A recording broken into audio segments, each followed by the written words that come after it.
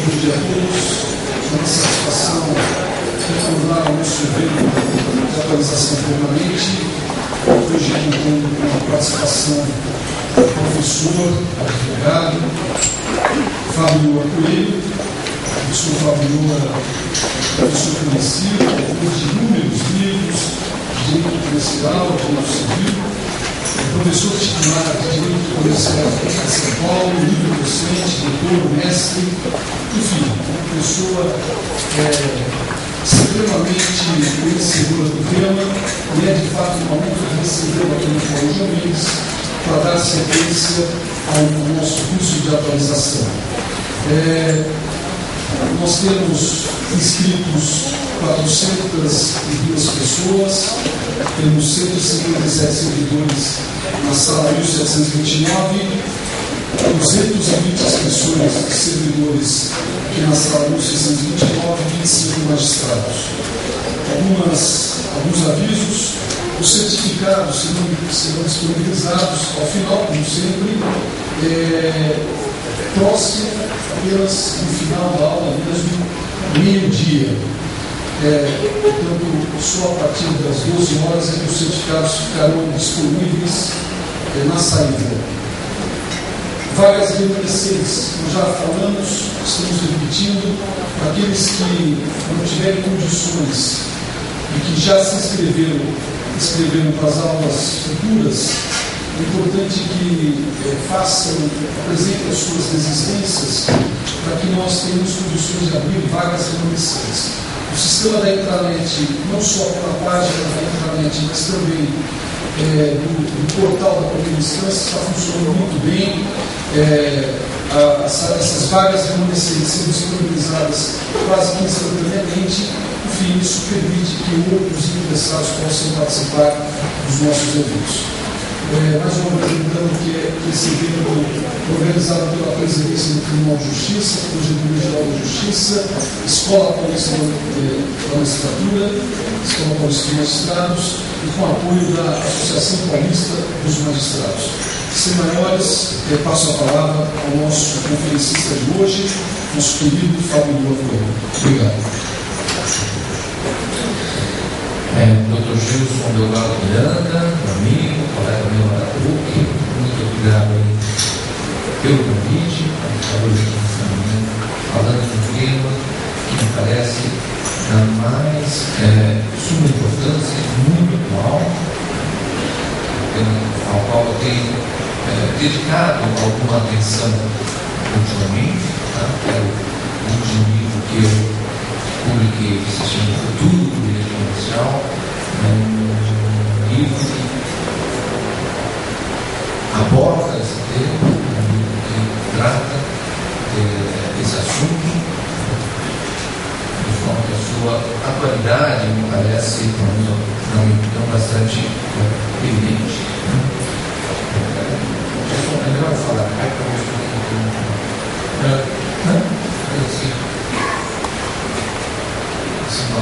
todos nos vemos. Eu pretendo distribuir a minha intervenção esta manhã em 6 partes. A primeira parte, uma discussão sobre os valores do direito comercial. Uma discussão necessária para entendermos por que essa mensagem mais importante que eu trago nesse momento, por que os contratos empresariais devem ser objeto de tratamento específico.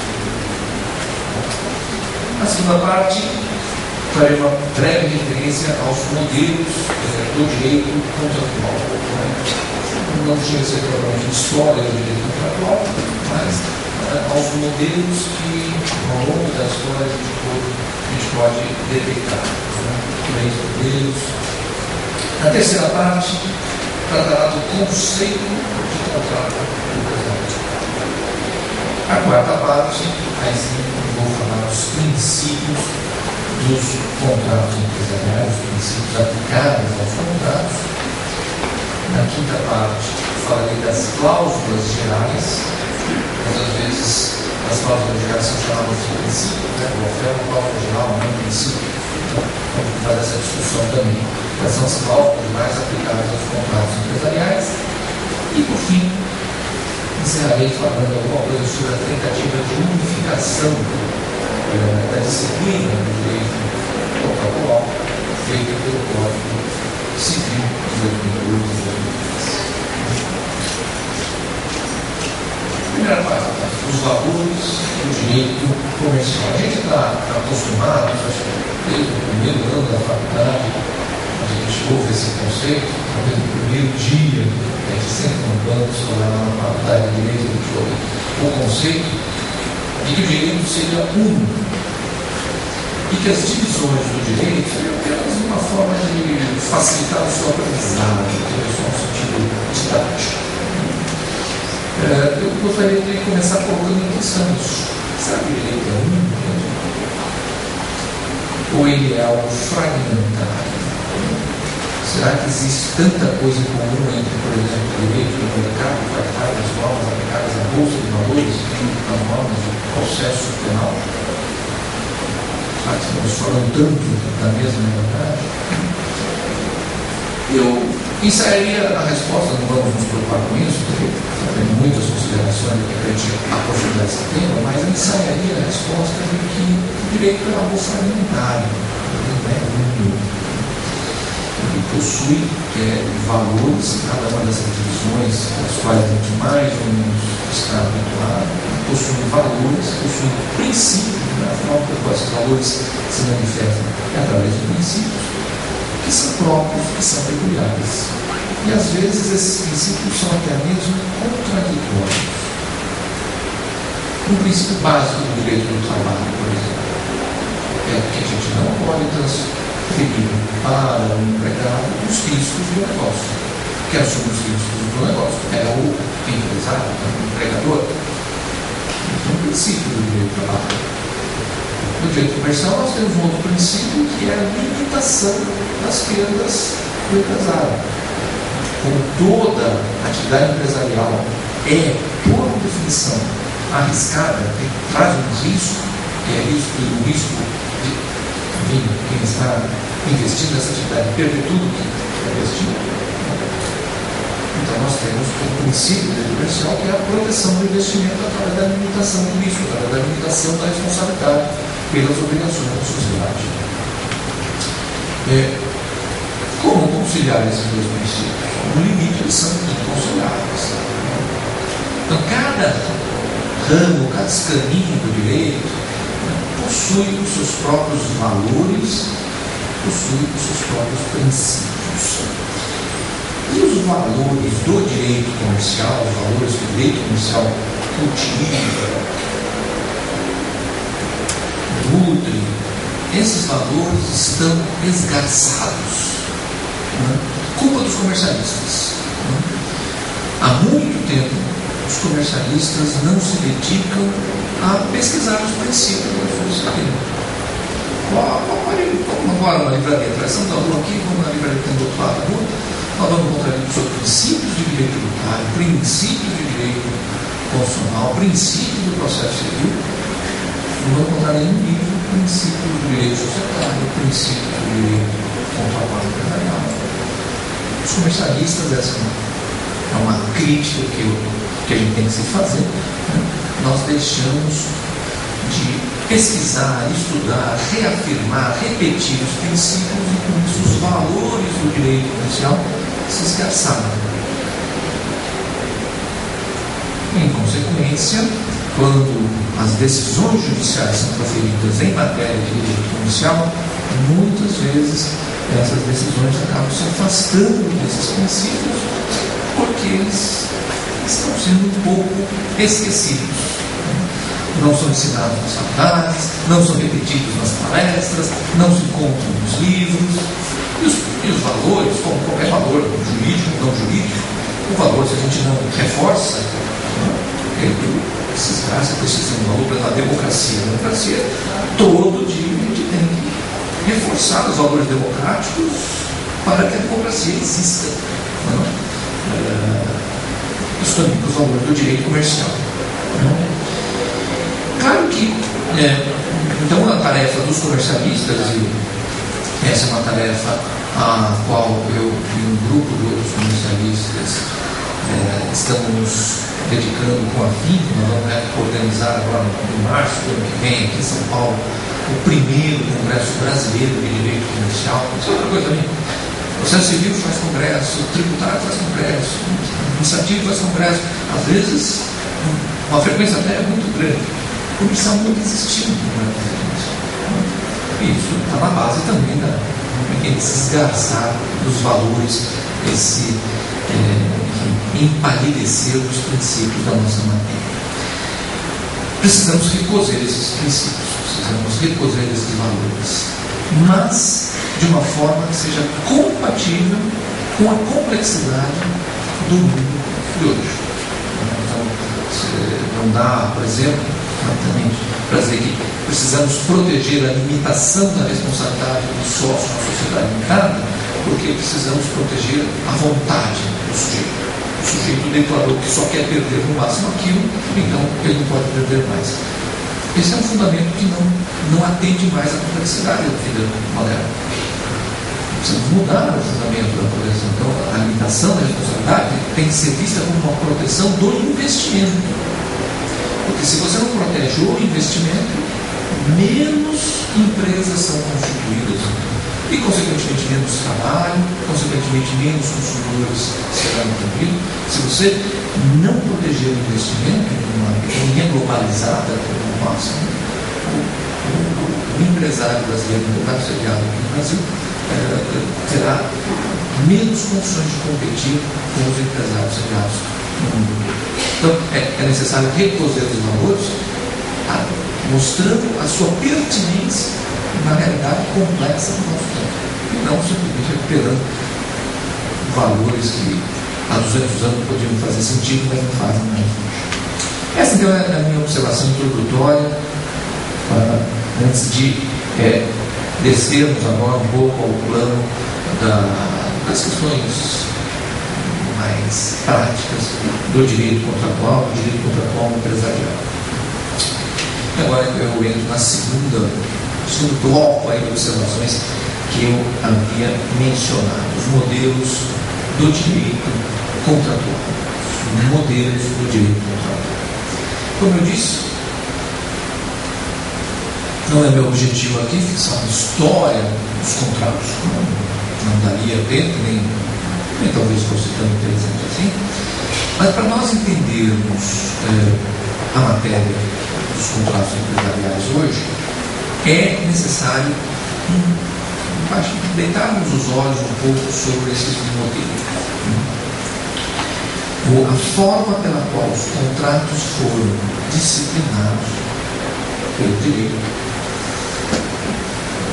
essa forma variou segundo 3 modelos ao longo da história.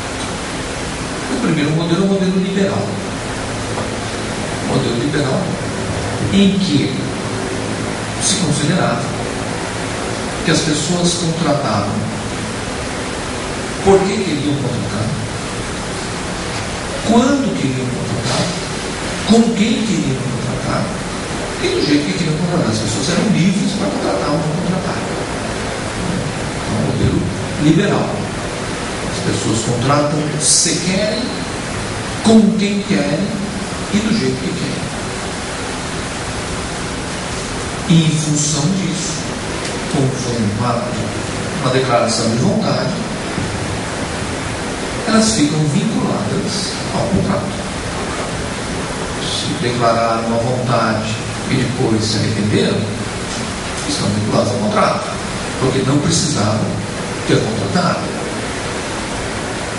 Se contrataram sem pensar muito, pensando que, enfim, aquele valor que eles se comprometeram a pagar, ele teria, e depois não tem, problema dessa pessoa.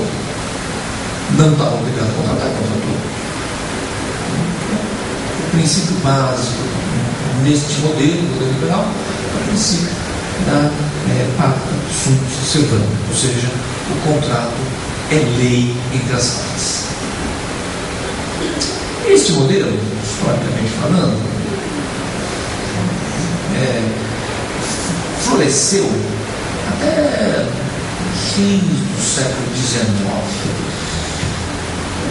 No fim do século XIX, no século XX, com muito mais força, começou a se desenvolver um outro modelo. Um outro modelo que eu vou dar o nome de neoliberal. Eu explico um pouco essa expressão neoliberal. É um modelo que se percebe que em muitas situações a pessoa não contrata porque quer ou não quer, ela tem que contratar. Em muitas situações, ela não escolhe com quem contratar, ela só pode contratar com determinada pessoa. Em muitas situações, ela não define o conteúdo do contrato, ela não negocia as cláusulas contratuais. A primeira pessoa em que visivelmente a situação é essa, enfim, a figura do trabalhador, do empregado. O empregado contrata de trabalho porque quer. Precisa trabalhar, precisa viver, precisa de dinheiro. Não tem assim, contratou porque quis, não. Tem que trabalhar. Escolheu com quem contratar. Às vezes sim, às vezes não. Na maioria das vezes o empregado vai arrumar emprego onde é mais fácil, onde está sendo disponibilizada a oferta, o emprego. As taxas de desemprego, sempre, enfim, historicamente, na realidade contemporânea nossa, no fim da Segunda Guerra Mundial, sempre entre os seus 10%, 15%. Então, não é que tem que estar sobrando emprego, eu escolho para quem eu quero trabalhar. E não negocio, posso negociar salário e tal, mas não tenho amplas condições de negociação. Então, aquela ideia de que as pessoas contratam quando querem, com quem querem e do jeito que querem, a questão do empregado não funciona. A questão do consumidor também não funciona. Energia elétrica. Quem pode? Não quero energia elétrica. Não tem. E vai contratar com a fornecedora da energia elétrica. E não vai chegar lá e falar, olha, eu gostaria de negociar isso. Não tem essa possibilidade. Então nós temos uma formação de um outro modelo de contrato. É um contrato em que a ideia básica ali é de que entre o forte e o fraco, a liberdade escraviza e a lei é que liberta. Ou seja, se você tem um contratante forte, um contratante fraco, empregador, empregado, fornecedor, consumidor, você tem contratantes assimétricos, um forte e fraco, a lei, o Estado, através do Poder Judiciário, tem que intervir nessa relação para garantir que o mais fraco receba vantagens jurídicas que neutralizem a diferença econômica e permita um tratamento econômico dessa relação. Então, vamos dar direitos aos empregados, vamos dar direitos aos consumidores para neutralizar a diferença econômica em que eles se encontram. Este é o modelo liberal. Vamos rever as cláusulas quando houver uma contratação com inexperiência, quando houver arrependimento, então, no Código de Defesa do Consumidor tem hipótese de arrependimento, se a pessoa contrata em determinadas condições. Pois bem, esse eu chamo de modelo neoliberal. Neoliberal tem um significado político, daquela pessoa que, enfim, apoia as privatizações dos anos 90. Mas, na verdade, a primeira vez que se utilizou a expressão neoliberal foi nos anos 30, 1930, quando, logo após a crise de 1929, o Estado norte-americano resolveu intervir um pouco mais nas relações entre os particulares para impedir novas crises. Mas naquele tempo havia um acirramento entre capitalismo e socialismo, e o Estado norte-americano não queria de forma nenhuma que essa intervenção nos contratos parecesse um ranço de comunismo ali nos Estados Unidos. Então cunhou a expressão, isso aqui não é liberal, isso aqui é neoliberal, isso aqui não é liberalismo, é neoliberalismo.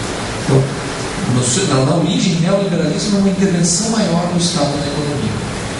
Curiosamente, hoje, quando se fala em neoliberal, está falando de uma intervenção menor do Estado na economia. Mas eu chamo de neoliberal com apelo a esse significado originário da expressão. O terceiro modelo, o modelo atual, é um modelo que soma os dois anteriores.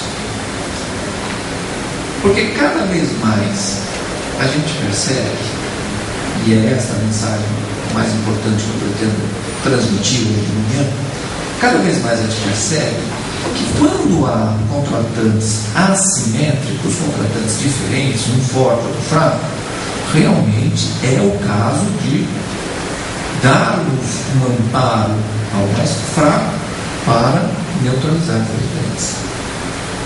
Mas quando não existe assimetria, quando o contrato é entre dois empresários que tinham igualmente condições de se preparar para o contrato, quando estamos falando de contratantes iguais, a intervenção do direito, a intervenção do Estado juiz, essa é muito possível. Ou seja, esse terceiro modelo, ele soma os dois modelos anteriores para tratar os contratos de duas formas. Entre contratantes iguais, pacta sunt servanda, a lei, o contrato é a lei das partes. O contratante fica vinculado àquele contrato. O contratante não pode ser perdoado dos erros, não pode ser poupado, melhor dizendo, dos erros que comete ao contratar. Entre contratantes iguais, pacta sunt servanda. Entre contratantes desiguais, a lei é que vai libertar, porque a igualdade está escravizada, porque a liberdade está escravizada. Então temos que ter na lei dois regimes contratuais: um regime para os contratantes iguais e um regime para os contratantes desiguais. Tanto é injusto, irracional, distorsivo aplicar a contratantes desiguais a regra da pacta sunt servanda, como é injusto, irracional, distorsivo aplicar a contratantes iguais uma regra que vai dar uma vantagem a mais dentro do outro. Aí sim você desequilibra a relação. Então, esses são os três modelos. Esse terceiro modelo eu proponho chamar de reliberalizante. Modelo reliberalizante, porque retoma a ideia básica da liberdade do contrato. A pessoa, quando está no mundo dos iguais, no mundo dos empresários, no mundo dos iguais, contratam porque querem, com quem querem, do jeito que querem. Existem, talvez, a grande massa dos contratos, são contratos de adesão, consumidor, franquia, contrato de trabalho, são contratos de adesão.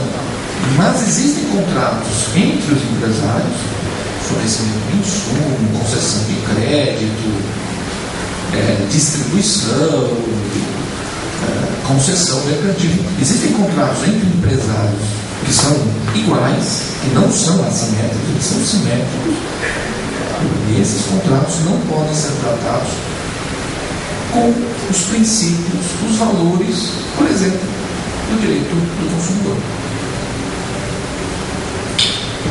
É esta a mensagem que eu quero trazer hoje. E agora vou para a terceira parte do meu plano, que é para tratar do conceito de contrato empresarial. O conceito de contrato empresarial.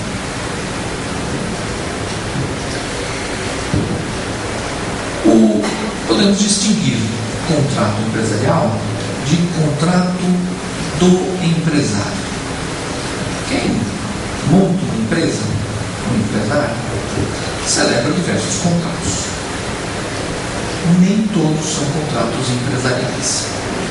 Então vamos supor, nós vamos resolver montar uma empresa qualquer, então um supermercado. Nós vamos precisar assinar primeiro um contrato de locação de um imóvel para estabelecer o supermercado.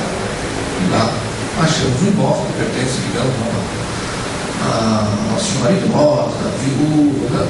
Isso não é um contrato empresarial, isso é um contrato civil.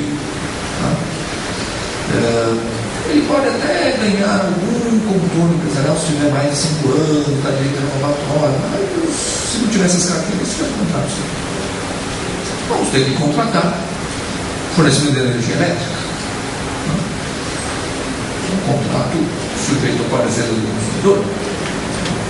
Vamos precisar contratar empregados. Contrato sujeito ao trabalho.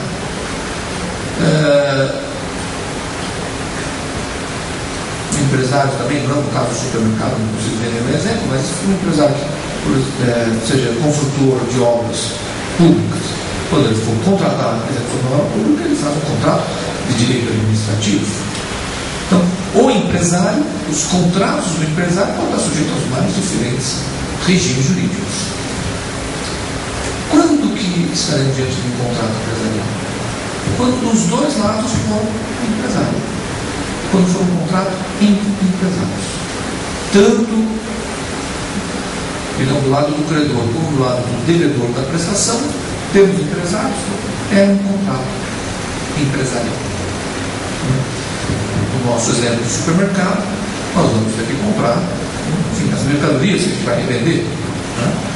Nós vamos comprar de outros empresários, distribuidores de produtos alimentícios, distribuidores de produtos de limpeza, todas as coisas que tem no supermercado. Vamos contratar alguém para fazer as imobiliárias, as gôndolas, é um contrato empresarial. Lá está um outro empresário que presta ao mercado serviço de marcenaria, organização imobiliária de supermercados. Vamos ter que contratar um software para colocar lá no caixa, controlar estoque, pagamentos, emissão nota fiscal. É um outro contrato empresarial que vamos estar contratando com um outro empresário que é o fornecedor desse serviço de software. Vamos contratar uma empresa de segurança, um contrato empresarial, no nosso supermercado e o prestador do serviço de segurança, Quando nós contratarmos com outro empresário, estamos diante de um contrato empresarial.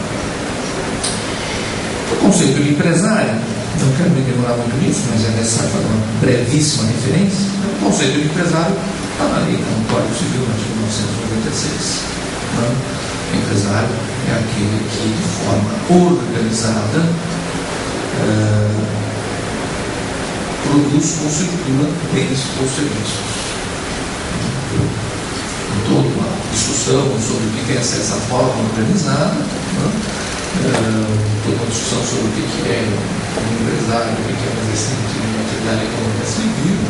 Não vamos nos demorar nela, mas sempre que os contratantes se enquadrarem no conceito legal de empresário, se enquadrarem no artigo 1995 do Código Comercial, 1966, 966. Tem que falar 996, né? 966 do Código Civil. Vamos lá. Conceito empresário, 966 do Código Civil. Sempre que os contratantes se enquadram nesse conceito, nós estamos diante de um contrato empresarial. Quais são esses contratos? A compra e venda mercantil, né? Que é o contrato de venda de insumos, né? Venda das mercadorias que o supermercado vai revender, ou siderúrgica, vendendo aço para a fábrica de automóveis, para a fábrica de automóveis fazer o automóvel. Compra e venda mercantil. Contrato de fornecimento. Imagina que eu tenho uma livraria. Eu vou na editora e falo, olha, todo ano, no início do ano, eu preciso ter aqui esses livros didáticos para vender, porque é uma procura maior. Então eu queria ter que contratar para você, enfim, editora, uma garantia que você vai me dar esses livros, porque você vai me vender esses livros. É um contrato de fornecimento, um contrato empresarial. Contrato de distribuição, que não que é diferente do fornecimento. Então, o distribuidor, ele, claro, ele vai comprar para revender, tal como o contrato de fornecimento, mas ele vai fazer mais do que isso.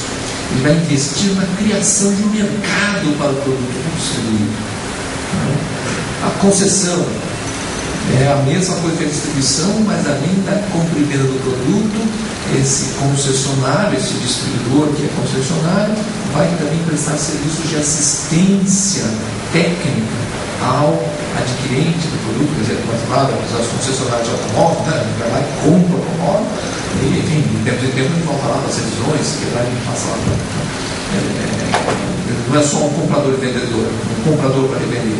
Ele compra, revende e presta serviço de assessoria técnica, de assistência técnica. Então, ele é um concessionário, a concessionária é um contrato empresarial, contrato de franquia, contrato empresarial, contrato de aquisição de software, contrato empresarial. Entramos então no campo dos contratos bancários, né? Então, o nosso supermercado está precisando de capital de giro, ele vai no banco, uma infinidade de contratos bancários empresariais. Os contratos bancários podem ser também contrato ao consumidor, né? Se eu chegar lá agora, descendo um banco, que na Caixa Econômica quiser abrir uma conta, é um contrato de consumo, né? Porque eu não sou empresário. Mas quando o empresário contrata com o banco, é um contrato empresarial, porque são dois empresários. Mesma coisa o contrato de seguro. Se eu faço seguro do meu carro, é um contrato do consumidor, o sujeito código desse consumidor. Mas se o empresário contrata um seguro para segurador, são dois empresários contratando. É uma realidade diferente.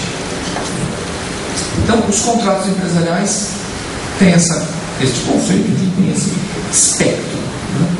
Sempre de um lado do credor, do lado do credor, da prestação contratada, encontrarmos só empresários, o contrato é empresarial. Tá? Quais são os princípios dos contratos empresariais? Aqui eu entro na minha quarta divisão aqui do plano que eu trouxe para hoje de manhã. Quais são então esses princípios? Primeiro, a autonomia da vontade. No contrato empresarial, a autonomia da vontade deve ser prestigiada, deve ser protegida muito mais do que em outras áreas do direito contratual. Entre empresários, o contrato faz lei entre as partes. Entre os empresários, houve contrato porque a pessoa quis contratar, quis exercer atividade empresarial, contratou com quem ela quis e pôde negociar. Tem condições de negociar. Claro, existem contratos empresariais entre desiguais. Então, nesse momento, é necessário aquela mesma intervenção do Estado para neutralizar essa diferença. Mas de que diferença estamos falando? O consumidor é sempre vulnerável. O consumidor está sempre em situação de vulnerabilidade, ele é sempre um contratante mais frágil. Mas os empresários, em relação a dois empresários, a questão é muito mais complexa. Nós não podemos dizer, por exemplo, que todo empresário que vai contratar com um banco está numa situação vulnerável. Às vezes é o banco que está numa situação vulnerável. E na maioria das vezes os dois estão em pé de igualdade. Nós não podemos dizer que sempre que o distribuído e o distribuidor está sempre vulnerável em relação ao distribuído. Vamos, por exemplo, dos livros. Né? As editoras que têm a sua própria distribuição, essas estão tranquilas. As editoras pequenas, quando vão contratar com uma distribuidora grande, é um distribuidor que tem o poder econômico, que está numa situação de supremacia econômica em relação ao distribuído. A questão é muito mais complexa quando se está diante de um contrato empresarial. Nem sempre a gente sabe, tem clareza, enfim, não existe uma fórmula permanente. O consumidor é sempre mais fraco, e é mesmo. No distribuidor, o distribuidor é sempre mais fraco. Não, nem sempre é assim. Encontrada uma assimetria, realmente temos o direito de ter instrumentos, o Estado precisa dispor de instrumentos para que essa assimetria equilibre as partes. Mas, entre contratos empresariais, eu diria que na maior parte das vezes, existe uma simetria. E a solução mais justa é a pacta sunt servanda.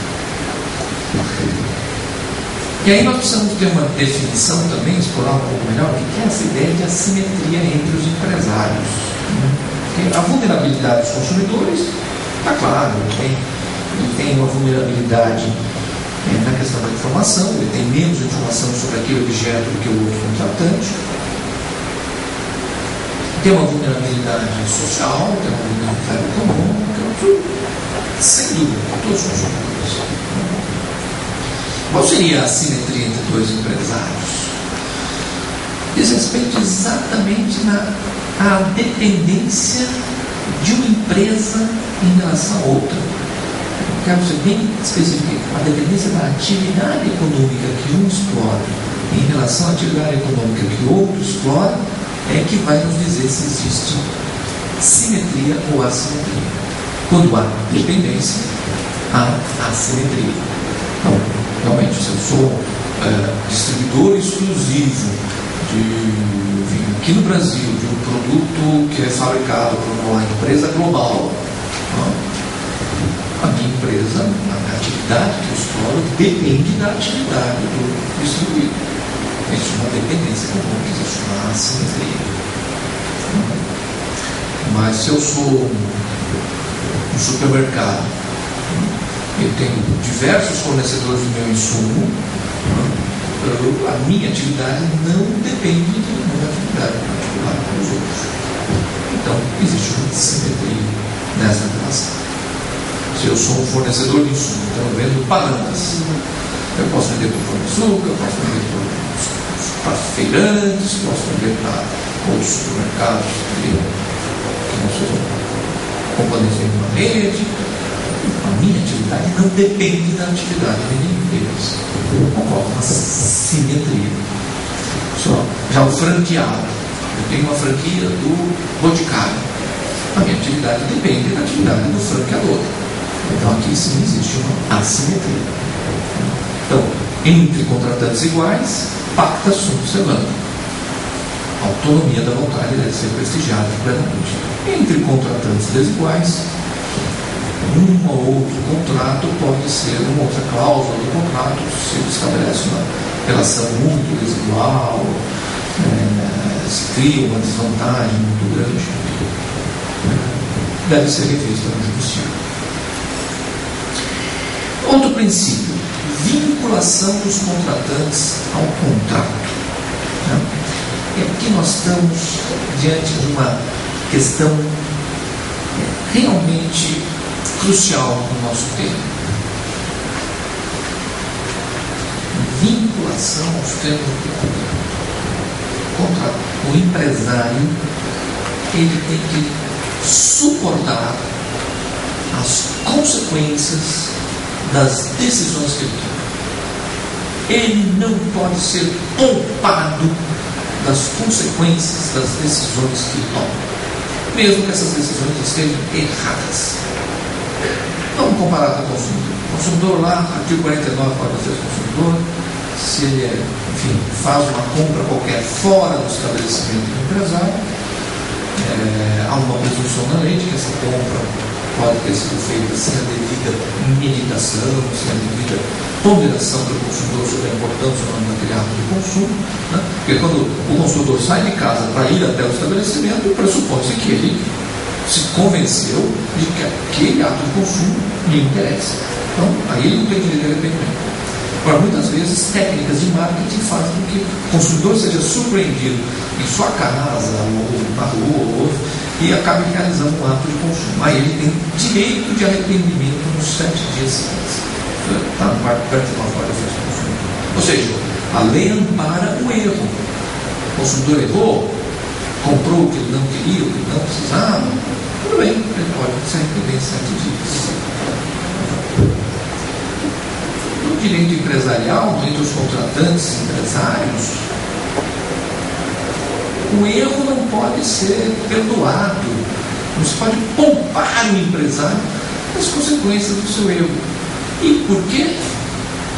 Porque o regime econômico, a Constituição consagra, e do qual depende o funcionamento da nossa vida em sociedade, é o regime da competição. Como é que está estruturada a economia? No sistema capitalista, enfim, como é que a Constituição diz que devemos estruturar a economia? É um regime de competição. Por quê? Porque a competição entre os empresários é que vai proporcionar ao consumidor produtos cada vez melhores com preços cada vez mais baixos. Então, enfim, foi a competição no serviço de telefonia que fez com que todos nós aqui tivéssemos hoje o telefone. Foi a competição no serviço de transportes aéreos que fez com que o brasileiro começasse a cagar. Entendeu? Então, a competição faz com que o consumidor tenha produtos cada vez melhores e a preços cada vez menores. É para isso que se organiza a economia com base na liberdade de competição. E o que é a liberdade de competição? Liberdade de competição significa o quê? Aquele empresário que adotar as estratégias mais corretas, que acertar no uso das suas estratégias e vender mais, tem que ser premiado. Ele tem que ter o lucro, ele tem que se estabelecer, tem que se desenvolver. E aquele outro que fizer erros, desenvolveu estratégias erradas, apostou em coisas que não aconteceram, não, esse tem que ficar para trás. Se este empresário que errou na hora de tomar decisões, depois vier o Estado do juízo, vier a lei, e o último compensá-lo dos erros, não está tendo competição. O sistema de competição não está funcionando. E aí não teremos aquele objetivo de o consumidor receber, ter acesso a produtos cada vez melhores, com preços cada vez mais baixos.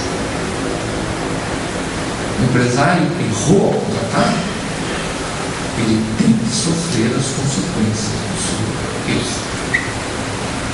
Tem que sofrer as consequências da decisão que ele toma. Ele não pode ser poupado do seu erro. Senão, o sistema de competição não vai funcionar como deveria, como a Constituição quer que aconteça, como é útil que aconteça para a satisfação das necessidades e querências dos consumidores. Proteção, terceiro princípio, proteção ao contratante mais fraco. Não é que tenha todo o contrato empresarial que deve estar sujeito sempre a pactos por semana. Existem alguns contratos empresariais em que muitos contratantes têm a atividade que ele explora, a empresa é atividade, não é empreendimento. A empresa que ele explora, a atividade que ele explora, depende da atividade do outro, depende do empreendimento do outro, depende do negócio explorado pelo outro contratante. Existe uma dependência empresarial, existe uma simetria, o mais fraco tem que ser protegido.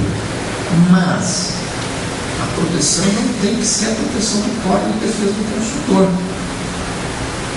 É uma proteção que a lei, enfim, isso eu vou chegar lá no final, não existe na lei nenhuma, mas é meio caminho entre o Código Civil e a Defesa do Consumidor. Vou dar um exemplo.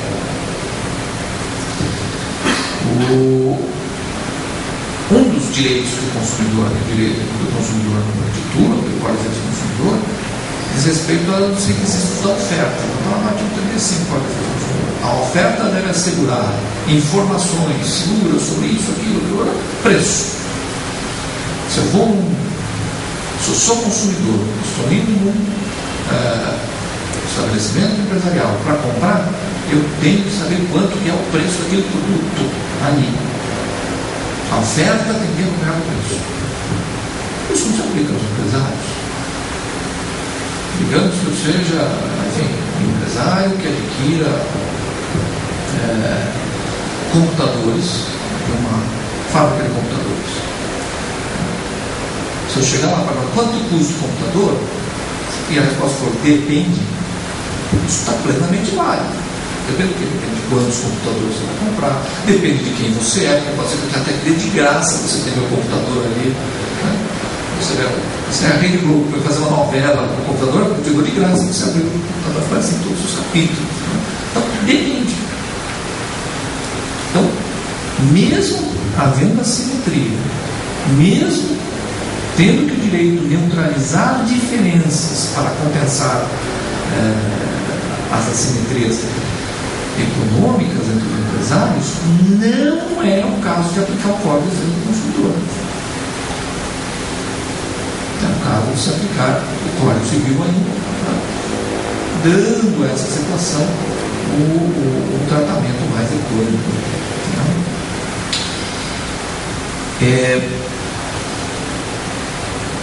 Quarto princípio: o reconhecimento dos usos e costumes do comércio. Os contratos comerciais ainda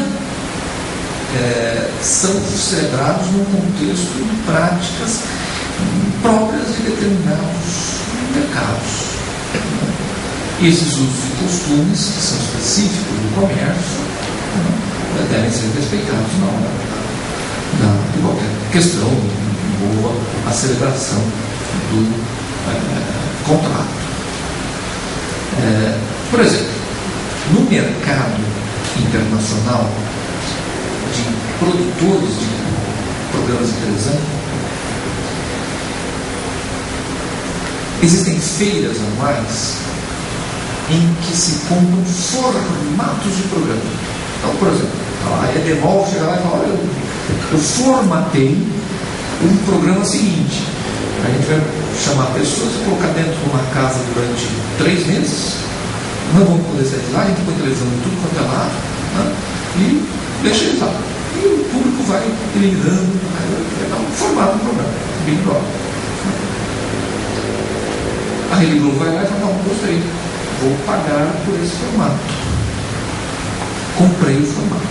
Da mesma forma, a Rede Globo aqui de São Paulo criou o Você Decide. Não existe mais esse programa. Ele levou lá e vendeu nesse mercado formatos que Você Decide.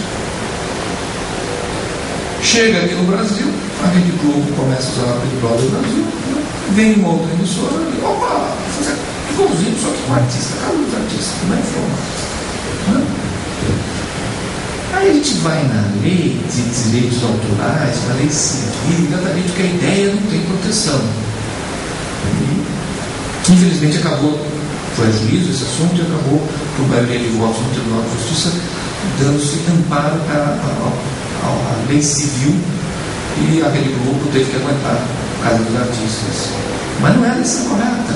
Por quê? Porque existe um uso e costume num determinado mercado, que é o mercado de venda de formatos de televisão, que tinha que ser respeitado. Outro princípio: o informalismo.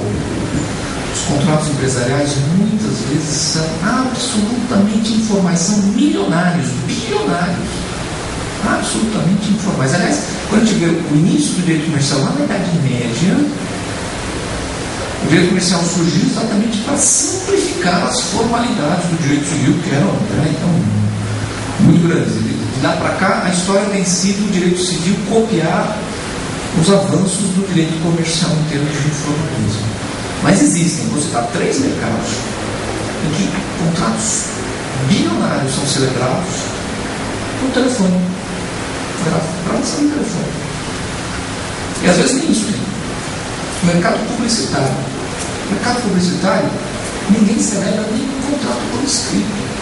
A agência recebe um dinheirão do anunciante, contrata lá os espaços, e ninguém nunca pôs nenhum papo, isso por escrito. Seguro no comércio internacional. Então estou trazendo, sei lá, fertilizante da Rússia. Quero fazer um seguro do meu fertilizante que está no navio. É no telefone que isso é celebrado. E é um contrato milionário. E são respeitados, os seguradores respeitam, né? Funciona, tem validade, eficácia. Comercialização de energia elétrica. Compra e venda de energia elétrica. Você tem 2 mercados de compra e venda de energia elétrica. Um mercado, enfim, nosso, que foi comprar energia elétrica para iluminar essa sala, paga a conta de luz que o concessionário nos manda, mas existe o mercado de consumidores livres, o ACL, o ambiente de consumidores livres, em que as grandes indústrias negociam com as geradoras de energia, existe um intermediário aí que são as comercializadoras de energia, a compra de energia por anos, né? Então agora estão comprando energia por 2013, 2014. São contratos milionários celebrados ao telefone, porque esse valor, o valor dessa energia varia a cada semana, às vezes dentro da semana varia. Então, precisa ser ágil. Se fosse ágil, então agora vamos chamar os jurídicos, os advogados. Não tem mercado. Então, esse informalismo, claro, é um princípio do direito comercial, dos contratos comerciais, que deve ser respeitado. Aliás, eu queria encerrar esse bloco sugerindo uma bibliografia. Tá? Paula Andrea Forgione, o livro chama-se Teoria Geral dos Contratos Empresariais. Está publicada pela RT. Paula Forgione, Teoria Geral dos Contratos Empresariais. Desses princípios que a gente falou agora, quem quiser uma bibliografia, este é um livro que eu recomendo. Quinto bloco aqui do meu plano aqui de exposição. Cláusulas gerais aplicáveis aos contratos empresariais.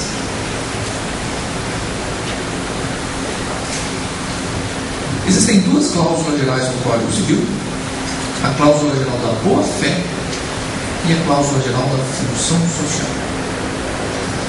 Com certeza vocês já ouviram falar nisso sob o nome de princípio. Princípio da boa-fé, princípio da função social. Não é correta essa expressão. Nós estamos diante de uma cláusula geral, nós estamos diante de um princípio. Qual é a diferença? Tanto a cláusula geral quanto o princípio são regras. O artigo tal, da lei tal é uma regra, a cláusula geral é uma regra, o princípio é uma regra. O princípio é uma regra que às vezes está expresso, às vezes está implícito. Então, o princípio da autonomia patrimonial da pessoa jurídica, hoje no Código Civil, não está expresso em nenhum dispositivo, mas ele decorre de uma série de dispositivos. Então, é um princípio implícito do Código Civil. Então, o princípio da legalidade está lá no artigo 5º da Constituição Federal.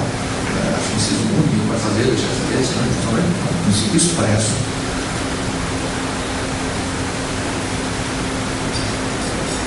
A cláusula geral é sempre uma regra expressa. Não existe cláusula geral no princípio. A cláusula geral é sempre uma regra expressa. Essa é uma primeira diferença. Mas a diferença fundamental, o princípio, ele tem um âmbito largo de aplicação. Os princípios se destinam a ser aplicados, são regras para ser aplicadas em um espectro bastante amplo de situações. O princípio da autonomia da pessoa jurídica aplica-se à sociedade, aplica-se às associações, aplica-se às fundações. É um âmbito muito largo de aplicação. As cláusulas gerais, no âmbito restrito,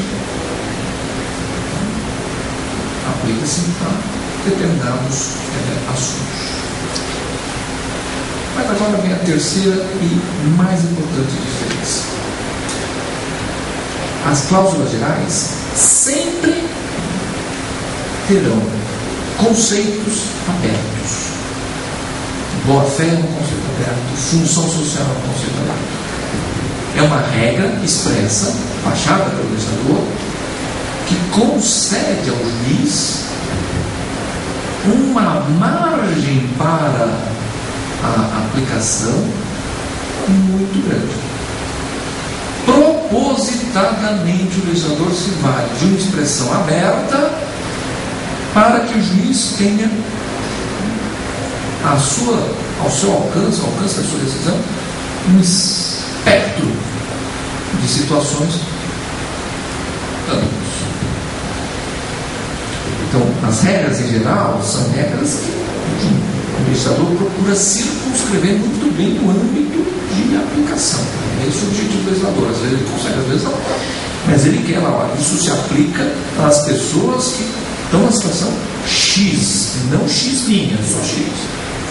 Mas por vezes o legislador não quer ser tão específico, tão preciso. Propositadamente ele quer ser impreciso. Ele quer trabalhar com conceitos abertos para que o juiz possa decidir uma situação. O mundo está muito complexo, cada vez mais complexo. Então as cláusulas gerais são cada vez mais necessárias. Então, boa fé. Não dá para precisar exatamente venha a ser boa-fé, e nem é o caso dele. O legislador quer que, num caso concreto, o juiz possa dizer lá, não tem cara de boa-fé. Ou aqui não tem cara de exercício funcional. Então, isso são as cláusulas gerais, diferente dos princípios. Às vezes o princípio usa expressões abertas, mas às vezes não, os princípios usam expressões bastante precisas. Mais uma vez, o princípio da autonomia da pessoa jurídica, a autonomia da pessoa jurídica é um princípio com todos os termos precisos. O legislador não quis, nesse momento, agiu implicitamente, mas não quis, nesse momento, dar nenhuma grande margem de atuação do aplicador da norma. Não tem esse equilíbrio. Na cláusula geral, tem esse equilíbrio, que é dar um instrumento muito amplo ao aplicador da norma. São duas as cláusulas gerais, né? A boa-fé e a função social. E são diferentes nos contratos empresariais a aplicação dessa cláusula geral do que são nos contratos civis. Vamos começar pela boa-fé. No contrato civil, a boa-fé enfim, ajuda a interpretar qual é o alcance do contrato, o que as partes contrataram, o que não se contrataram, se contrataram, e parar por aí. No contrato empresarial tem tudo isso, mas tem mais. Naqueles mercados informais a que eu fiz referência, como não tem documento jurídico, não tem um instrumento escrito, não foram chamados advogados, os empresários falavam, agora vão chamar os advogados, enfim, não gostam, né? Esses mercados informais, a segurança jurídica depende da proteção da boa-fé. A proteção da boa-fé no direito comercial é um elemento de estruturação dos mercados. É um elemento estruturante dos mercados informais. Não é apenas uma relação entre duas pessoas, saber como é que eu interpreto o contrato que foi firmado entre eles. Uma pessoa de boa-fé não teria contratado isso, teria contratado. Não é questão só de interpretação do contrato.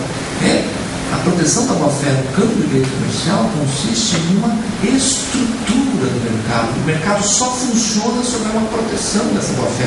Nesses três exemplos que eu falei, o mercado publicitário, o mercado securitário, o mercado de comercialização da energia elétrica, nós estamos falando de algo de organização da própria atividade, do próprio negócio, a proteção da boa-fé. É mais do que no direito civil. Outro aspecto da boa-fé diz respeito ao trânsito de informação. Numa relação civil, eu vou comprar uma casa, e a pessoa está vendendo esconde, uma infiltração lá, essa pessoa agiu de boa-fé? Não, estou dizendo, ela agiu de má-fé, porque ela teria que dar logo essa informação. Mas eu vou comprar não uma casa, eu vou comprar uma empresa, do concorrente. Vamos sentar, tem todo um procedimento bem mais complexo, que se chama due diligence, enfim, auditoria. No Brasil a gente tem essa mania de usar expressões em inglês, no direito comercial, só due diligence, auditoria. Auditoria em que o potencial comprador vai ter informações a respeito da empresa. Mas esse potencial comprador é concorrente dentro do potencial vendedor. Concorrente. Se o potencial vendedor mostrar logo as infiltrações que tem, o negócio não sai e a concorrência, ele perdeu a concorrência, ele matou a empresa dele se ele tiver que abrir tudo de imediato. Ou seja, numa relação empresarial, a administração das informações, o momento certo para passar as informações, deve observar a preservação da competitividade das empresas. Em suma, não age de má-fé. Aquele empresário que está negociando com outro empresário, claro, você tem uma empresa com o consumidor, é outra história, mas dois empresários negociando, em que um deles não dá todas as informações ao outro sobre o objeto do contrato, se isso puder pôr em risco a competitividade da empresa dele. Então, digamos que eu sou concorrente, estou sentando para comprar a empresa com quem eu compro. Essa empresa lá um problema mesmo. Os últimos investimentos que essa empresa fez num determinado produto não deu certo, produto ruim, enfim, as pesquisas foram feitas mais. Ou seja, essa outra empresa ela vai ter que mais tarde fazer novos investimentos. Hoje, então, essa é uma informação preciosa, é que nem infiltração na casa. Mas se no início ainda da conversa, logo cara, o vendedor fala, olha, estou com esse problemão, eu não vou comprar essa empresa, eu vou comprar concorrendo, porque ficou até mais fácil. Né?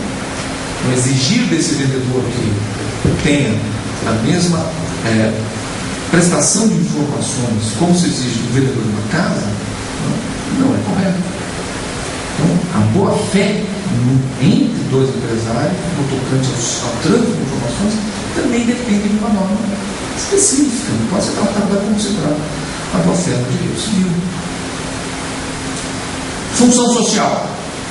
E aqui é importante fazer logo uma distinção. Que vem a ser função social do contrato, que vem a ser função social do direito contratual. A função social do direito contratual é impedir que contratantes mais fracos sejam explorados por contratantes mais fortes. Isso é função social do direito contratual. A cláusula geral de função social dos contratos é outra coisa. Como mostra o professor Calixto Salomão Filho, o contrato cumpre a sua função social quando ele não prejudica interesses, metas individuais de outras pessoas. Então, dois empresários contratam, mas a execução daquele contrato vai causar um dano ao meio ambiente, esse contrato não cumpre a função social. Não, mas os dois são iguais, um é diferente, isso não tem nada a ver com a função social do contrato. Dois contratantes celebram lá um contrato e isso acaba prejudicando, sei lá, o patrimônio histórico, artístico, nacional, não cumpre a função social.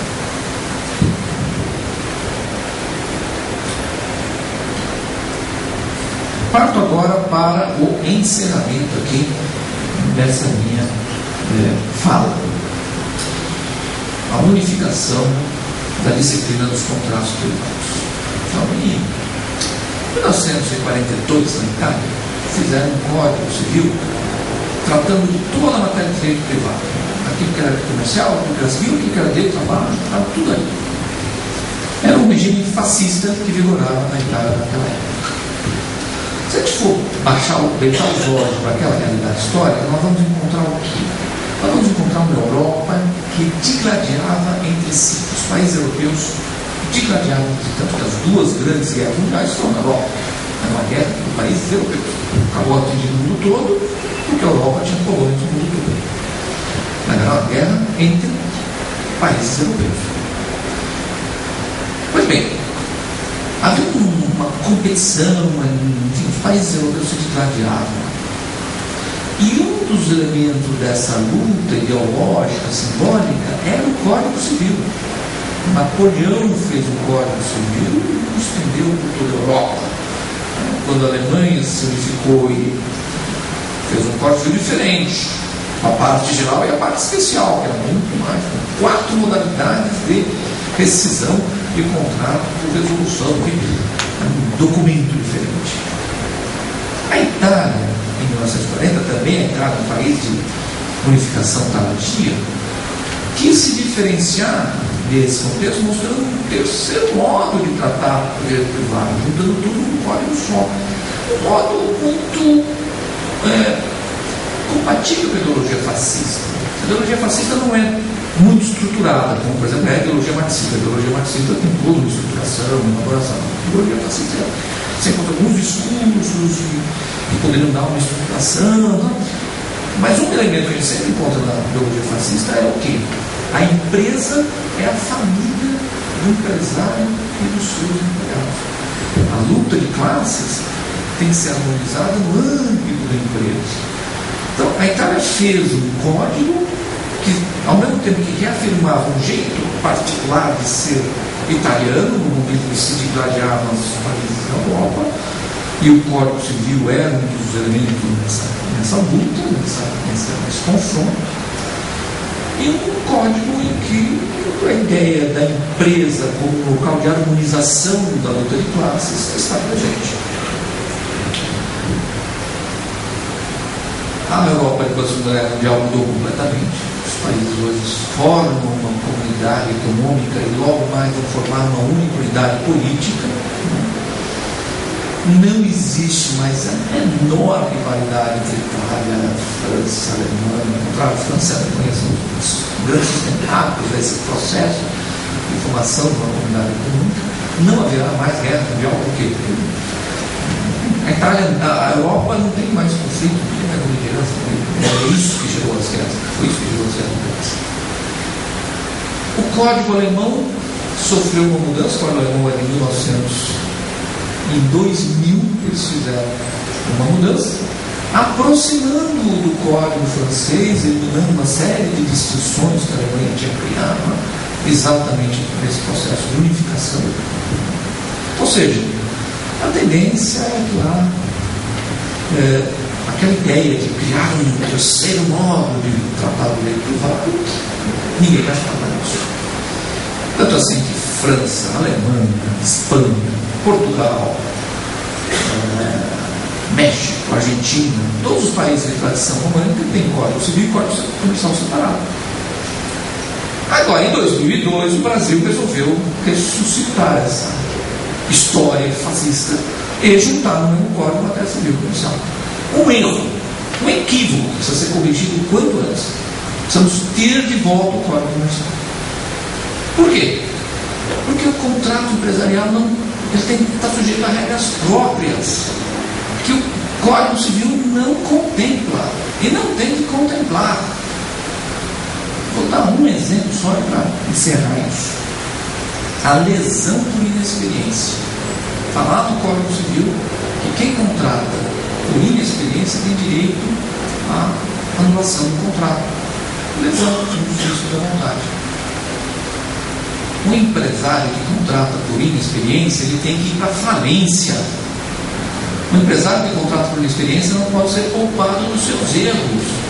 A lesão não se aplica aos contratos empresariais, não se pode aplicar, vai ser uma distorção na competição.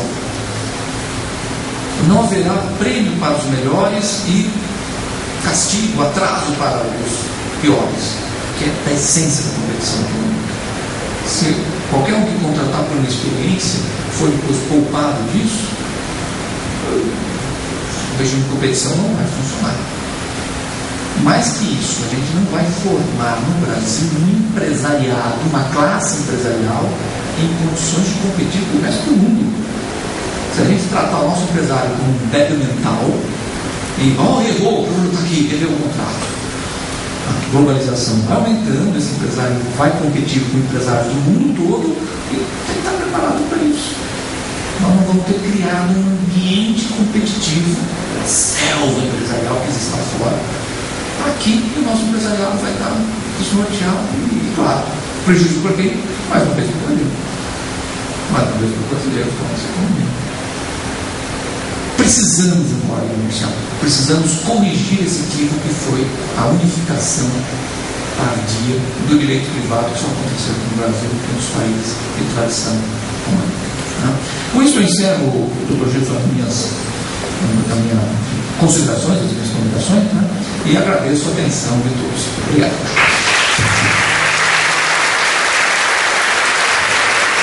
Parabéns, Fábio.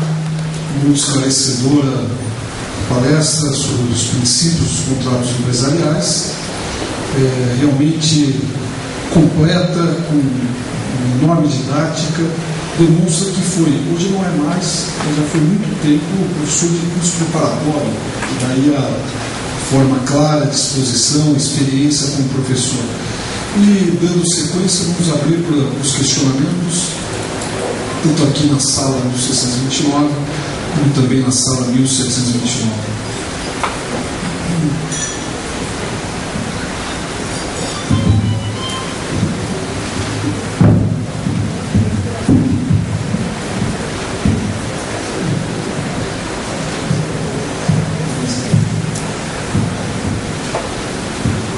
Pede mensagem para fazer pergunta.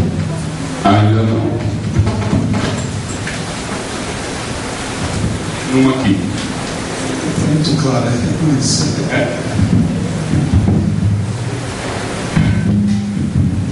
Bom dia, professor. Nome e posto de trabalho. Meu nome é Eduardo, eu trabalho no gabinete do embargador. A minha pergunta é sobre as consequências da forma com que o judiciário tem ampliado as considerações da personalidade jurídica. Isso é perigoso o avanço da atividade empresária e o avanço da sociedade, ou o senhor acha que é o caminho certo? Eu acho que não se deve alargar o âmbito de aplicação da teoria da desconsideração da personalidade jurídica. O princípio da autonomia patrimonial é um princípio ainda válido e importante para a organização da economia. Vamos ver por quê. Qualquer atividade empresarial, qualquer uma, por mais que o empresário seja cauteloso, por mais que o empresário seja cuidadoso, competente na exploração dessa atividade, ela pode simplesmente não dar certo. Ele reuniu os estudos mais avançados no mundo todo de administração de empresa, do produto que ele quer vender, foi honestíssimo, pagou em dia todos os impostos, salário, não há garantia que vai dar certo o negócio. O único lugar no mundo em que basta ser virtuoso para dar certo numa atividade empresarial é na novela. Na novela, a pessoa começa lá vendendo sanduichinho na praia e termina lá na novela, tomando na cadeia de restaurante e tal. Por quê? Porque ele é do bem. Ele é do bem. Aqui fora não. Aqui fora, por mais que a pessoa seja competente, honesta, dedicada, a atividade pode dar errado. Ok. Se pode dar errado, imagina você o seguinte: se a gente vai investir algum dinheiro numa atividade, qualquer um de nós aqui vai investir dinheiro numa atividade, e isto pode implicar a perda do dinheiro que a gente investiu. Opa, não deu certo. Mas tudo aquilo que eu não investi, eu preservo. Ok, eu me sinto disposto a fazer essa aposta. Agora, se eu investir um dinheiro numa atividade, a atividade não der certo, e com isso eu puder perder não só o que eu investi, mas tudo que eu tenho, que eu não queria investir, o sossego na minha velhice, o dinheiro que eu estou guardando para mandar meus filhos para a faculdade, o dinheiro que eu guardo para ter uma aposentadoria decente, poder amparar meus pais, na velhice, se eu puder colocar em risco isso, o que eu vou fazer? Vou pegar esse dinheiro e pôr na caderneta de poupança. Eu não vou criar esse novo negócio. Não vou criar novos empregos pós-trabalho. Não vou gerar novos impostos. Não vou atender consumidores. Como toda atividade empresarial é arriscada, é necessário que a lei venha e proteja o investimento, limitando perdas. O que o investidor perde é só o que ele põe naquela atividade. Ele não pode perder mais do que aquilo. Porque se correr o risco de perder mais do que aquilo que está pondo na atividade, menos negócios de brasileiros existirão. Se eu sou empresário, digamos, brasileiro, né? E eu vou estabelecer hoje a minha empresa, eu tenho um mundo para montar a minha empresa. Eu posso montar no Brasil, não posso montar na Costa Rica, posso montar na China. Onde eu vou escolher para montar a minha empresa? Um local em que o meu investimento estiver protegido. Eu vou criar empregos na Costa Rica. Por quê? Porque lá os juízes respeitam, na hora de aplicar, o princípio da autonomia patrimonial. Falta patriotismo para mim? Não, isso todos nós. Aqui a gente administra o nosso dinheiro dessa forma. A gente não vai botar um dinheiro no local que está arriscado a perder. Na competição pelos investimentos, e o Brasil hoje é a economia globalizada como demais países, a gente compete pelos investimentos, O marco regulatório é um fator diferencial nessa competição. Como é nesse país? Nesse país existe uma proteção jurídica do investimento? Existe. Ótimo, eu vou lá investir. Como é naquele outro? Esse aqui não tem uma proteção jurídica do investimento. Então, eu não vou investir lá. Ou, por enquanto eu falei um pouco com a nossa mentalidade aqui. Acho que não tem ninguém aqui empresário. Eu não sou empresário, não tem ninguém empresário. Mas sabe qual é a mentalidade do empresário? A mentalidade do empresário é a seguinte: eles são todos uns risk makers. Ele fala assim: bom, tudo bem, é arriscado, então eu quero ganhar mais. No Brasil é mais arriscado do que na Costa Rica, eu vou montar aqui no Brasil, mas eu vou querer ganhar mais no Brasil do que na Costa Rica, eu estou assumindo um risco maior. E como é que eu vou ganhar mais no Brasil do que na Costa Rica? Vendendo meus produtos mais caros, vendendo meus serviços mais caros. O brasileiro paga pelos produtos muito mais caros do que o resto do mundo. Para comprar um celular aqui no Brasil é mais caro do que no mundo. Por quê? Porque quem vem aqui para o Brasil encontra um marco regulatório tão estabilizado, tão seguro, que lhe permita fazer uma apreciação de risco. Opa, eu estou aqui como se eu estivesse nos Estados Unidos. O contrato que eu fizer, o juiz vai lá e vai garantir. O investimento que eu fizer está protegido, não tem desconsideração da personalidade jurídica pegando coisas que eu não quero botar na empresa. Então, eu posso baixar meu preço lá nos Estados Unidos, porque, enfim, está tudo garantido, as regras não estão claras. Estou aqui no Brasil, opa, tem lá desconsideração da personalidade jurídica, vai alcançar inclusive o governo do Conselho de Administração, da Justiça do Trabalho. Opa, aqui eu preciso vender mais caro, porque o meu risco é maior. Então é ruim para nós, né? É uma pena que você esteja aí no andar de cima, porque eu gosto de olhar para as pessoas que estão perguntando, mas olha, você, Eduardo, né? Eduardo, eu acho, concluindo a sua questão, extremamente prejudicial para a economia brasileira a aplicação da teoria da desconsideração da personalidade jurídica, além dos seus limites. Quais são esses limites? É a fraude, é o abuso, é a irregularidade. Então, o empresário, honestamente, com todos os cuidados, fez tudo que está ao seu alcance, mas a empresa não deu certo, o risco tem, esse prejuízo não pode ficar só com ele, tem que ser socializado por todos os outros empresários, não tem que fazer desconsideração da personalidade jurídica. Não, ele pegou, ele ganhou lucro mandou para fora, usou duas pessoas jurídicas, uma para ganhar, outra para perder. Não, mas vamos considerar tudo isso para coibir a fraude, coibir a manipulação. Então, distinguir muito bem uma situação da outra. E, em relação ao empregado, aí é que vem um detalhe: o limite tem que ser revisto. O limite da responsabilidade do sócio pelas obrigações da sociedade na questão trabalhista não pode ser só aquilo que ele está disposto a investir. Tem que ser aquilo que ele está disposto a investir, mais tudo que ele ganhou. Ele teve durante 20 anos lucro naquela empresa.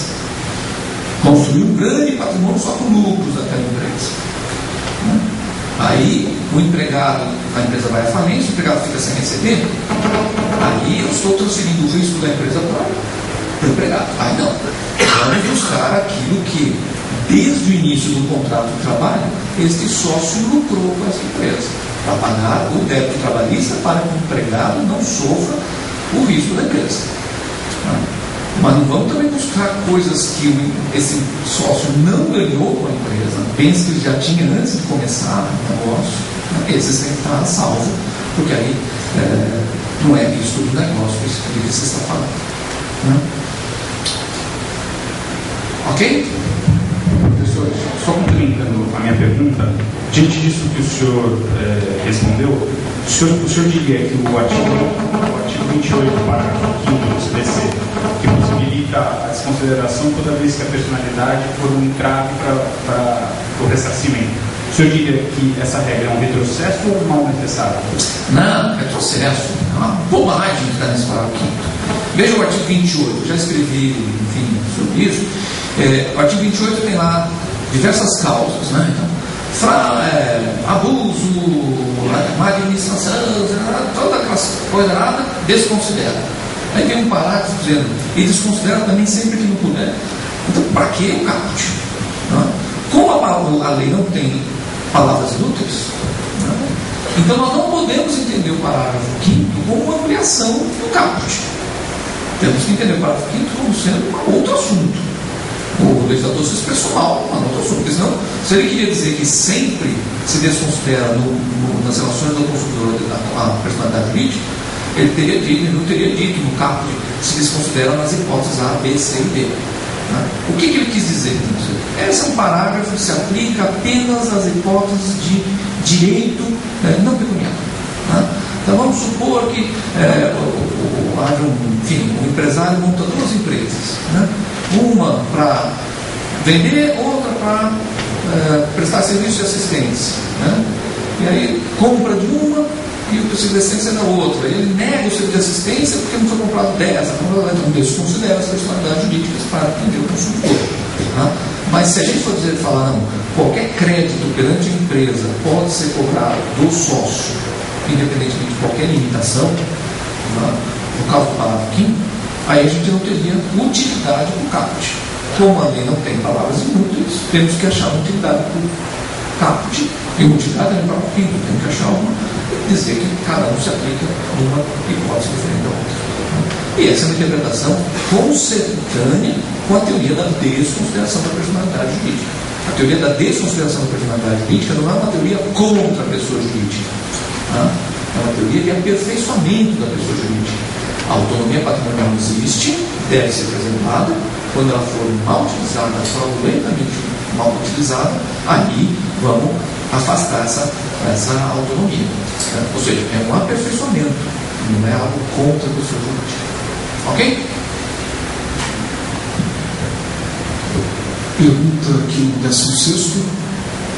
Meu nome é Renata, eu sou juiz auxiliar da capital. O professor falou da autonomia da vontade dos contratos empresariais como uma máxima, salvo em situações de assimetria. O senhor considera uma empresa que esteja em situação de crise e que busca a superação do estado de crise por meio da recuperação judicial, o senhor poderia considerar essa situação como uma condição de assimetria para a interpretação de contratos empresariais? E na sequência disso, em uma ação individual, que é muito comum em várias cíveis, ações individuais relacionadas a créditos que não estão submetidos à recuperação judicial por meio do artigo 49 dos seus parágrafos. Nesses casos, nessas ações individuais, o senhor consideraria que é possível uma leitura, interpretação com base na assimetria para resolver, baseado na situação do crise? Excelente questão. Acho que a lembrança da recuperação judicial aqui enriquece aqui o nosso debate. Eu diria que a recuperação judicial em si não cria a assimetria. O que vai gerar uma assimetria no campo do direito empresarial é a dependência de uma atividade em relação a outra. Né? Então, se eu tenho, digamos, um franqueador dos franqueados, o franqueador entra em recuperação judicial, continua havendo uma assimetria em relação à dependência do franqueado em relação ao franqueador. Então não é que o que está em recuperação judicial sempre vai ficar na situação do mais fraco. Né?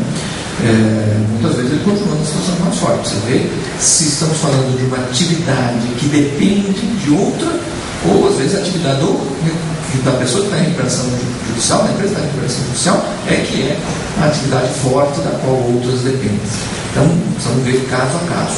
Nós não temos, no campo do direito empresarial, nenhuma situação como o Código de Defesa do Consumidor. O consumidor é sempre vulnerável. Ok. No campo das relações empresariais, a questão é bem mais complexa. O empresário pode ser vulnerável perante outro e ser o vilão da história perante um terceiro. Né? Isso precisa ser bem sopesado, analisado, para se verificar se estamos diante realmente de uma situação assimétrica ou não. Na maioria das vezes, a relação será simétrica. Mais alguma pergunta? 17. Tem um 17? Sim. Pode perguntar? Pode. Bom dia, professor. Meu nome é Wellington, eu trabalho no gabinete de desembargador. A minha dúvida, professor, com relação aos princípios dos contratos empresariais, principalmente no que diz respeito ao informalismo que o senhor mencionou. né? Como que se poderia compatibilizar esse informalismo com a política, principalmente do processo judicial brasileiro? O que pode acontecer muitas vezes? Tomando, por exemplo, um contrato de distribuição que já dure, por exemplo, 20 anos. Os contratantes, os empresários, no início até formalizaram, fizeram um contrato por escrito, mas ao longo do tempo, cláusulas foram surgindo dos costumes entre eles e do respeito por exemplo, novos prazos de pagamento, novas formas de entrega das mercadorias, que não estão contempladas no contrato por escrito. E aí, um belo dia, esses empresários entram num conflito, e aí, quando eles têm que acionar o judiciário, vêm e ressuscitam aquele contrato escrito, e o que acaba acontecendo é muitas vezes, a aplicação de normas antigas e o empresário que se pautava de acordo com o que era acordado na informalidade, acaba não conseguindo demonstrar, não conseguindo provar como esse costume era aplicado. Então, como o senhor consegue enxergar uma compatibilidade, ou se isso é realmente incompatível, da forma do processo civil brasileiro, principalmente em relação ao ônus da prova, e essa dinâmica do contrato empresarial, principalmente na informalidade de novas cláusulas que estão surgindo no contrato? A questão é bastante interessante, porque, digamos assim, esse contrato escrito de 20 anos atrás, ele não reproduz um entendimento, pressupôs entendimentos orais posteriores, né? Então, hoje, esse contrato foi agitado oralmente por declarações de vontade informais. E aí surge o problema da prova. No direito comercial, as provas têm que ser mais facilitadas, mais amplas, né? Telefonema, fax, né? Então, um fax em que tem lá só novos preços, pronto, isso já é um belo início de prova de que houve uma renegociação, né? Não podemos exigir nas relações comerciais sempre um documento formal, como exigimos uma relação de direito civil pertinente a um imóvel, né? Ninguém vai querer ser dono de um imóvel mostrando um fax, né? Mas um fax mostrando que a partir daí os preços foram outros e não aqueles antes desse fax, no campo de direito comercial é uma prova suficiente de que houve um acordo entre os empresários, alterando aquele acordo inicial que foi escrito, formal, né? Mas aí cada caso tem as suas nuances, e esse empresário, se ele participa de um mercado informal, ele pode se acautelar menos, ele pode ter menos cautelas, digamos assim, jurídicas, porque o mercado todo é informal. Mas se nós estamos falando de uma distribuição, digamos, de produtos de chocolate, produtos alimentícios, né? Esse é um mercado formal. Se o empresário está atuando nesse mercado e não se preocupou em fazer os aditamentos por escrito ao contrato, ele, enfim, adotou uma decisão errada aí, né? E pode ser que ele tenha que sofrer as consequências desse erro. Precisamos ver, nem todos os mercados são informais. O direito comercial tem como princípio dos contratos empresariais o informalismo, mas nem tudo no direito comercial é informal. Por exemplo, os títulos de crédito. O título de crédito é o cúmulo do formalismo. Onde está essa assinatura? Na frente ou atrás? Opa, então é aval, não é endosso. O título de crédito é pura forma, né? Então, não é que todo o direito comercial está marcado pelo informalismo. O princípio do direito contratual empresarial é o informalismo, porque reconhece que alguns mercados são estruturados de forma informal, de maneira informal, né? Então precisa ver se estamos falando de algo desse mercado ou não. Aqui é uma pergunta. Os cumprimentos à distinta mesa, né?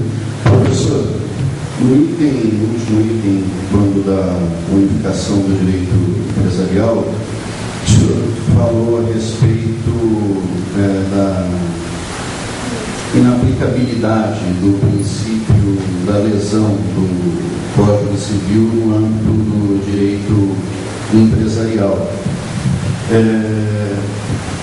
Antes, o senhor foi bem enfático na inexcusabilidade, digamos assim, do erro do empresário. E no início, eu anotei mais ou menos quando dos princípios, né? Acho que foi no 31, mais ou menos, quando... Os valores. Dos valores, me desculpe. Eu anotei mais ou menos assim do que eu consegui pegar. O senhor dizia que mais importante do que resguardar a vontade quando da limitação, né, seria importante resguardar o investimento, né? Então, assim, queria perguntar para o senhor acerca dos mecanismos para se resguardar esse investimento. O senhor poderia falar um pouco mais, e queria propor um pouco, assim, tanto um duelo quanto um dueto, digamos, em relação a essas questões. Não sei se eu estou sendo claro, porque me parece que há aí realmente assim, em determinado ponto eles convergem, em outro eles divergem. Sem querer socializar, pejorativamente falando, quando da falência, né, a gente tem de se lembrar também, obviamente, que os colaboradores, enfim, todo, né, uma cadeia há de ser afetada. Então me pareceu um pouco que a proteção, a competitividade, ela está sendo em detrimento da proteção aos competidores. Deu para entender mais ou menos o que eu estou... Ficou muito claro, realmente é um contraponto a tudo que a gente expôs aqui. Eu acho que, se queremos respeitar a Constituição Federal, no capítulo lá que disciplina a ordem econômica, todos os demais elementos do sistema infraconstitucional devem estar em consonância com a criação do ambiente de competição nas relações entre os empresários. Qualquer coisa que a gente tenha na lei ordinária que prejudica essa competição entre os empresários, e competição significa que alguns vão perecer, vão falir, vão ficar na miséria, nós não estaremos obedecendo à Constituição Federal. Ok? Mais alguma pergunta? Bom dia, professor. Meu nome é Leandro, sou estudante na segunda hora de registros públicos. À medida que o senhor veio explanando os valores, os blocos da aula, eu vim buscando relacionar com os princípios constitucionais. Então, o princípio da isonomia, eu vi que tem uma relação com a moderação do princípio da autonomia das vontades, né? Nessa assimetria que há entre os contratantes, na medida de suas assimetrias, assim. Então, e outras coisas também. E eu vim fazendo esse estudo para encontrar a forma de interpretar a lei no caso de conflitos, como esse que eu falava no Código de Defesa do Consumidor, por exemplo, na discussão da personalidade jurídica. E eu quero pedir para o senhor se pode ilustrar um pouco mais com ênfase nos princípios constitucionais que fundamentam esses valores que foram explanados hoje. É uma pergunta muito pertinente. Na Constituição nós vamos extrair alguns princípios que vão dar todo um amparo para, enfim, os princípios do direito contratual e empresarial, além daquilo a que eu me referi na resposta à questão anterior, né, para obedecermos o princípio da livre competição que a Constituição consagra. Temos que ter na lei ordinária instrumentos que criem um ambiente competitivo, né? Eu destacaria bem lembrado o princípio da isonomia também, em função do princípio da isonomia, que nós asseguramos ao contratante mais fraco uma neutralização dessa sua assimetria. O princípio da legalidade, não fazer nada se não tiver previsto em lei, do qual decorre o princípio da autonomia da vontade, né? O princípio da autonomia da vontade, na verdade, é um desdobramento do princípio da legalidade, né? E o princípio de desenvolvimento, né, de todas as regiões, está lá no artigo 170. São diversos princípios aí, né? Eu nunca fiz esse exercício de vasculhar a profissão atrás de todos eles para poder te responder agora de uma forma muito clara, né? Mas com certeza é uma pesquisa. Aliás, hoje mesmo vou botar um orientando meu mestrado para fazer. Para o nosso horário, última pergunta aqui da sala 1629, para terminarmos aí meio-dia, conforme combinado. Então, está com a palavra. Qual é o posto de trabalho? Pergunta. Meu nome é Carolina, eu trabalho também no gabinete do desembargador. Eu queria saber como que um juiz, se ele detectar essa assimetria no contrato empresarial, como ele vai poder estabelecer esse equilíbrio, porque já que o CDC não se aplica, o Código Civil não tem normas.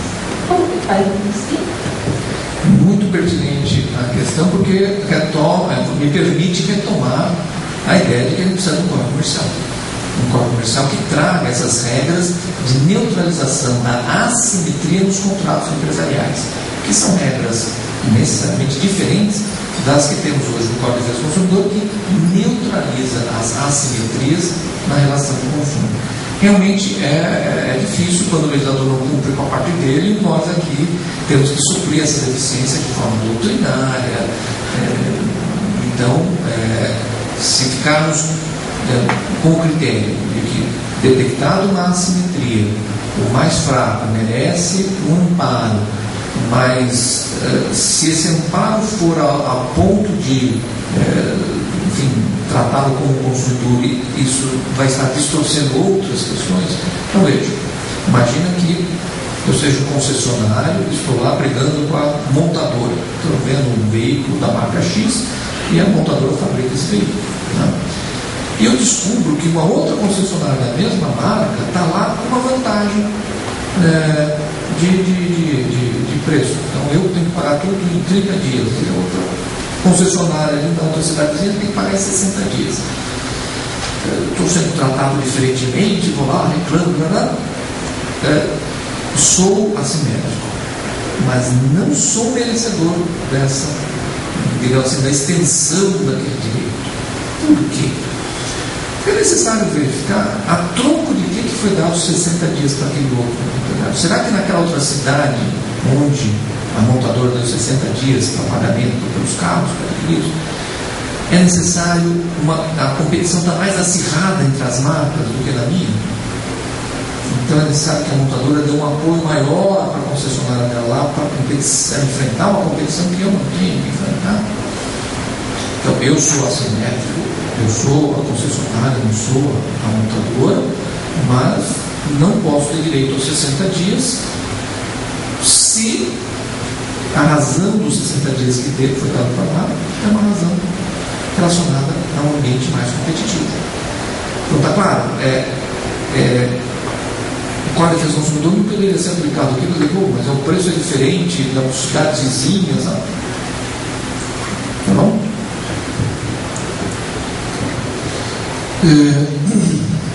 Gostaria mais uma vez de agradecer ao Dr. Fábio Lua Coelho pela brilhante participação aqui no Fórum João Mendes e convidá-los para mais um evento, o penúltimo da finalização desse primeiro ciclo. Semana que vem, o tema do papel do Supremo Tribunal Federal na redefinição dos direitos fundamentais, e a aula será com o advogado Alexandre de Moraes. Tenham todos um bom dia, boa tarde, bom final de semana e até semana que vem, se Deus quiser. Obrigado.